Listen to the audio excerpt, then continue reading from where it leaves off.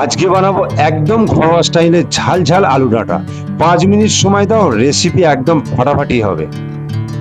তাই সকাল সকাল উঠে বাজারে গিয়ে দেখি টাটকা ডাঁটা উঠেছে। ডাঁটা দেখলেই আমার মায়ের কথা মনে পড়ে যায়। মা বলতো ডাঁটা খা, হাড় শক্ত হবে। এই নাও ডাঁটা আর আলু, আজকে এদের বিয়ে দিয়েই ছাড়বো। প্রথমে ডাঁটাগুলোকে এইভাবে তোমরা ছুরি করে কেটে নেবে, তারপর দেখবে খোলা যদি মোটা হয় তাহলে এইভাবে ছাড়িয়ে নেবে। ঠিক আছে, ছাড়িয়ে নেবার পরে একটা পাত্রে সব ডাঁটাগুলোকে জড়ো করবে। আর এদিকে মিক্সির মধ্যে আদা, সর্ষে এবং জিরে অল্প অল্প করে নিয়ে বেটে নেবে। এটা হলো তরকারির প্রাণ। সিলে বাড়লে টেস্ট আরো কিন্তু ডবল হবে, কিন্তু আমার মতো অলস ব্যক্তি হলে মিক্সি কিন্তু ভরসা।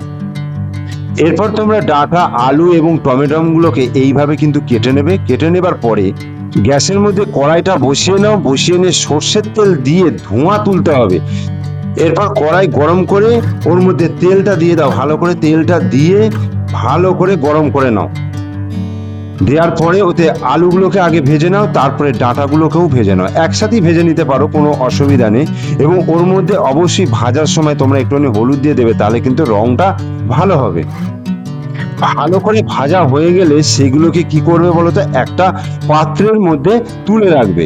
দেখবে যে ভাজা হয়ে গেলেই তরকারির কিন্তু 50% টেস্ট এখানেই হয়ে গেল।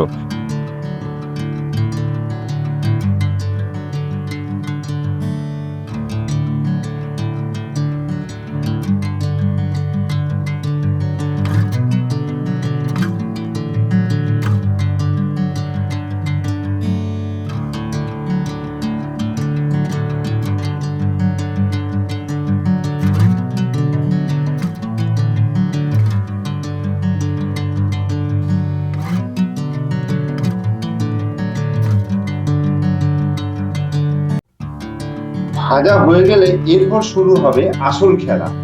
এরপর ওই গরম করার মধ্যে আর একটু তেল দিয়ে দাও। তেলটা গরম হলে দুটো শুকনো লঙ্কা ওর মধ্যে দিয়ে দাও। লঙ্কা দুটো একটু ভাজা ভাজি হবার পরে ওর মধ্যে তোমরা একটু জিরে, মানে গোটা জিরে দিয়ে দাও। দিয়ে ভালো করে নেড়ে নাও। তারপর যে টমেটো কুচোগুলো কেটে রাখা হয়েছিল সেগুলো ওর মধ্যে দিয়ে ভালো করে নেড়ে নাও।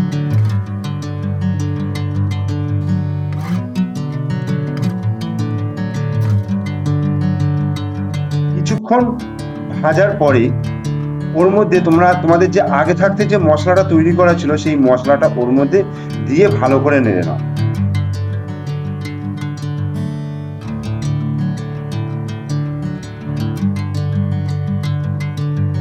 এইভাবে মশলাটাকে কিছুক্ষণ কষতে দিতে হবে। ঠিক আছে, সামান্য পরিমাণ জল দাও। জল দেওয়ার পরে আলু এবং ডাঁটা যে ভাজা রাখা হয়েছিল সেগুলোকে এর মধ্যে দিয়ে, এই মশলার মধ্যে দিয়ে ভালো করে নাড়িয়ে নাও। তারপরে ওর মধ্যে পরিমাণ মতো হলুদ আর একটু কাশ্মীরি লঙ্কা দাও, যাতে রংটা ভালো আসে। এইভাবে করার পরে তোমরা কিছুক্ষণ রেখে দাও এবং এর সঙ্গে পরিমাণ মতো নুনটাও কিন্তু দিয়ে দেবে। এটা কিন্তু ভুলে যাও না, তাহলে কিন্তু স্বাদ নষ্ট হয়ে যাবে একেবারে।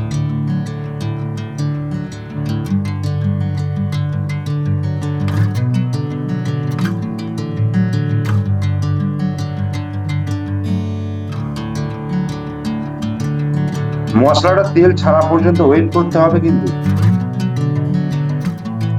তারপরে তোমরা ডাঁটা এবং আলুগুলোকে ওর মধ্যে ভালো করে মিশিয়ে নাও। মশলার মধ্যে মিশিয়ে নেওয়ার পরে কিছুটা জল দেবে।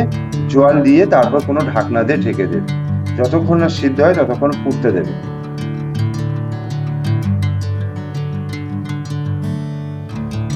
5 থেকে 7 মিনিট ফোটার পরে একটু টেস্ট করে নেবে।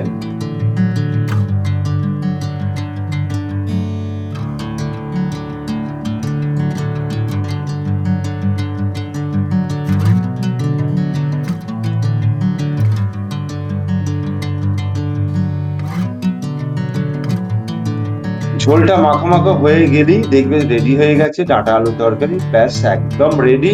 গরম ভাতের সঙ্গে জাস্ট জমে যাবে। তোমরা ভিডিও ভালো লাগলে লাইক আর চ্যানেল সাবস্ক্রাইব করে দিও। আবার দেখা হচ্ছে নতুন রেসিপি নিয়ে। ততক্ষণে টাটা।